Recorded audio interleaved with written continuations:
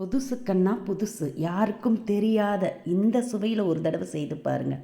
அதுக்கு ஒரு வாணலில் 1 கப் அளவுக்கு சிகப்பவலை சேர்த்து நல்லா கிறிஸ்பி ஆகிற அளவுக்கு வறுத்து எடுத்து பிளேட்டில் மாற்றி ஆற வச்சுக்கோங்க. ஆறட்டும். இப்போ ஒரு சாஸ்பேனில் 1 கப் அளவுக்கு பொடித்த வெல்லம், 1/2 கப் அளவுக்கு தண்ணீர் சேர்த்து வெல்லம் கரைஞ்சி கொதி வந்ததும் அடுப்பை ஆஃப் பண்ணிவிடுங்க.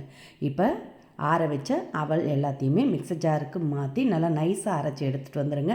அரைச்சி எடுத்துகிட்டு வந்து அவல் பொடியை மிக்சிங் பவுலில் மாற்றிட்டு அதே மிக்சர் ஜாரில் 1 கப் அளவுக்கு வறுத்த வேர்க்கடலை தோல் நீக்கிட்டு சேர்த்துங்க. கூடவே 3 ஏலக்காய் சேர்த்து 2-3 பல்ஸ் மூடு விட்டு அரைச்சி கொரகொரப்பாக எடுத்து வச்சுக்கோங்க.